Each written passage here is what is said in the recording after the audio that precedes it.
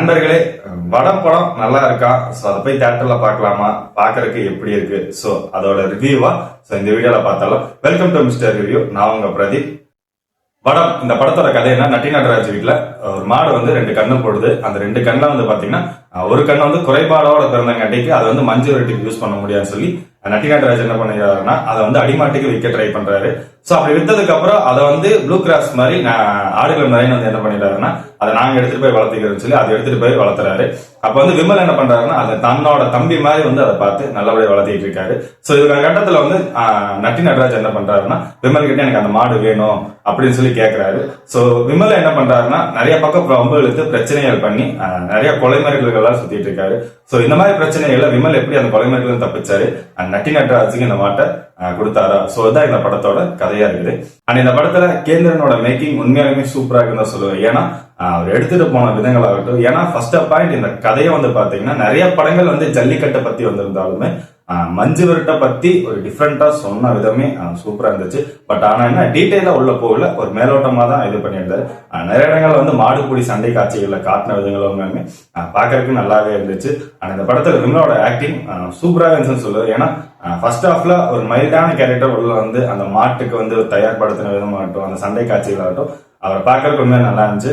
நட்டி நடராஜும் உண்மையாலுமே சொல்லக்கூடாது, நல்லபடியா ஒர்க் பண்ணியிருந்தாரு. ஏன்னா ஒவ்வொரு சீக்வன்ஸ்லாம் பாத்தீங்கன்னா அந்த மாடு கூட போய் ஒரு பிராக்டிஸ் கொடுக்குற வித மாட்டோம், எனக்கு வந்து ஜெயிக்கிற மாடு தான் வேணும், தோக்கிற மாடு எனக்கு வேணாம்னு சொல்லி அந்த பெருமையா சொல்றவங்களாகட்டும் நல்லபடியா ஒர்க் பண்ணியிருந்தாரு. அண்ட் முனிஷ்கான் வந்து எதிர்பார்க்காத ஒரு என்ட்ரி. ஏன்னா அவர் வந்து நாங்களே என்ன நினைச்சோம், ஒரு சப்போர்ட்டிவ் ரோலா தான் வச்சிருப்பாங்க, நட்டி நடராஜ் கூட சப்போர்ட்டிவ் ரோலா வச்சிருப்பாங்கன்னு நாங்க நினைச்சோம். பட் ஆனா என்னன்னா இவர் வந்து கடைசியில ஒரு பிளாஷ்பேக் கொடுத்து நல்லபடியா உட்கார வச்சிருந்தாங்க. அண்ட் மெயினா இதுல ஹீரோனோட ஆக்டிங் எனக்கு ரொம்பவே பிடிச்சிருந்துச்சு. அவர் காமனான ஹீரோனை எடுத்துட்டு போகாம ஒரு சப்போர்ட்டிவ் ஹீரோனை எடுத்துட்டு போகாம இவங்களுக்குன்னு தனியா ஒரு ஸ்பெசிபிக்கான ஒரு சீன் வச்சது உண்மையாலுமே பாக்குறதுக்கு நல்லா இருந்துச்சு. அண்ட் பாலசரனோட ஆக்டிங்ல எந்த இடத்துல காமெடி இல்லைனாலுமே சப்போர்ட்டிவ் ரோலா நல்லபடியா பண்ணியிருந்தாங்க. அண்ட் ஆடுகளம் மாதிரி நல்ல ஒரு அப்பாவான கேரக்டரா அது ஸ்டேபிள் பண்ணி எடுத்துட்டு போன விதங்களாகட்டும் சூப்பராகவே இருந்துச்சு. அண்ட் சினிமாட்டோகிராஃபி இந்த படத்துல உண்மையாலுமே சூப்பர்னு சொல்லுவேன். ஏன்னா ஃபர்ஸ்ட் ஹாஃப்ல வந்து பெருசாக சினிமாட்டோகிராஃபி ஒர்க் பண்ணவே இல்லை. அவர் காமனான ஒரு ஃபேமிலி சப்ஜெக்ட்டுக்கு கமர்ஷியல் ஃபிலிம்க்கு எப்படி எடுத்து போனோமோ அந்த மாதிரி எடுத்துட்டு போயிருந்தாங்க. அண்ட் செகண்ட் ஹாஃப்ல அந்த மஞ்சு விரட்டு சீன் ஆகட்டும், அந்த காலத்துக்குள்ள அந்த மாடுகளை காட்டின சீன் ஆகட்டும், அதுக்காக டிஎம்என் தனியாக இசையமைச்சு அதை எடுத்த விதங்கள் ஆகட்டும், அந்த பிராக்டிஸ் பண்ற சாங்கள் ஆகட்டும், மாட்டுக்காகவே தனியா இவங்க நிறைய நல்ல சினிமாட்டோகிராஃபிஸ் ஒர்க் பண்ணியிருந்தாங்க. அண்ட் ஃபைட் சீக்வன்ஸ்லயும் நல்ல இதா இருந்துச்சு. அண்ட் சினிமாட்டோகிராஃபி இன்ட்ரோ பிளாக்ல எனக்கு ரொம்ப பிடிச்சிருந்துச்சு, நல்லபடியா பண்ணியிருந்தாங்க. அண்ட் டிஎம்எனோட மியூசிக் எல்லா படங்கள் மாதிரி இந்த படத்துலயும் கேட்கறதுக்கு நல்லாவே இருந்துச்சு. மியூசிக் ஆகட்டும், சாங்குகள் ஆகட்டும். எனக்கு ஒரு டைம் பார்க்கும்போது வந்து கடைக்குட்டி சிங்கம் படம் பாக்குற மாதிரி ஃபீல் எடுத்துட்டு போயிட்டாரு. ஏன்னா அந்த ஃபேமிலி, அந்த மஞ்சு விரட்டு, அவரோட மியூசிக் எல்லாமே கேட்கும்போது நம்ம கடைக்குட்டி சிங்கம் படம் பாக்குற மாதிரி ஃபீல் ஆயிடுச்சு. நான் இந்த படத்துல மைனஸா பார்த்தது என்ன, ஃபர்ஸ்ட் பாயிண்ட் கதைக்களம் தான் சொல்லுவேன். ஏன்னா பெரிய இன்ட்ரெஸ்டான கதைக்களம் தான் இல்ல. இவங்க வந்து மஞ்சு விரட்டை பத்தி கம்ப்ளீட்டா டீட்டெயிலா சொல்லியிருந்தாங்கன்னா இன்னும் கொஞ்சம் நல்லா இன்ட்ரெஸ்டிங்கா இருந்திருக்கும். அது எதுவுமே சொல்லாம ஒரு காமனா எடுத்துட்டு போய் அதுக்குள்ள நிறைய பிரச்சனைகள் எடுத்து செகண்ட் ஹாஃப்ல பார்க்கும்போது நட்டி நடராஜுக்கும் விமலுக்கு தான் பெருசா சண்டை வருதுன்னு அப்படிதான் எடுத்துட்டு போயிருக்காங்க. நிறைய இடங்களை பார்க்கும்போது நம்மளுக்கு கதைக்களத்துல இருந்து திசை மாதிரி வேற பக்கம் போற மாதிரி ஃபீல் ஆகுது. ஸ்கிரீன் பிளே இந்த படத்துல ஃபர்ஸ்ட் ஹாஃப் ஸ்லோ எடுத்துட்டு போயிருந்தாங்க. அப்புறம் என்னன்னா நிறைய இடங்கள் வந்து பாத்தீங்கன்னா இவர் தெரியுமா, இவர் பையன், இவர் கொன்னா அவ்வளவுதான் அப்படின்னு சொல்லி சண்டைக்கோழி படங்கள் பாக்குற மாதிரி எனக்கு ஃபீல் கொடுத்துட்டாங்க.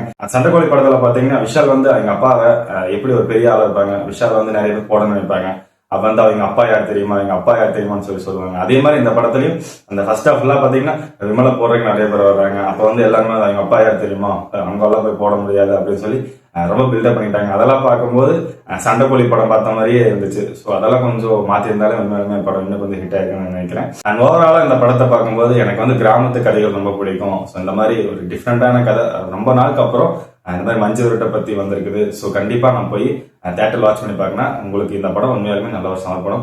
ஃபேமிலி ஆடியன்ஸ்க்காகட்டும், யங்ஸ்டர்ஸ் ஆடியன்ஸ்க்காகட்டும் இந்த படம் வந்து நீங்க கண்டிப்பா தியேட்டர்ல ஒரு 1 டைம் வாட்ச் பண்ணி பாருங்க, உண்மையாலுமே சூப்பரா இருக்கும். அண்ட் நான் இந்த படத்துக்கு கொடுக்குற ரேட்டிங்கன்னா 5/2.5. நீங்க இந்த படத்தை பார்த்துட்டீங்களா? அண்ட் இந்த படம் உங்களுக்கு என்ன ஃபீலை கொடுத்துச்சு? ஸோ இந்த படத்துக்கு நீங்க என்ன ரேட்டிங் கொடுப்பீங்க சொல்லி மறக்காம கமெண்ட்ல சொல்லிட்டு போங்க. அண்ட் இதே மாதிரி மூவி ரிவ்யூக்கு மறக்காம மிஸ்டர் ரிவ்யூவை சப்ஸ்கிரைப் பண்ணிருங்க.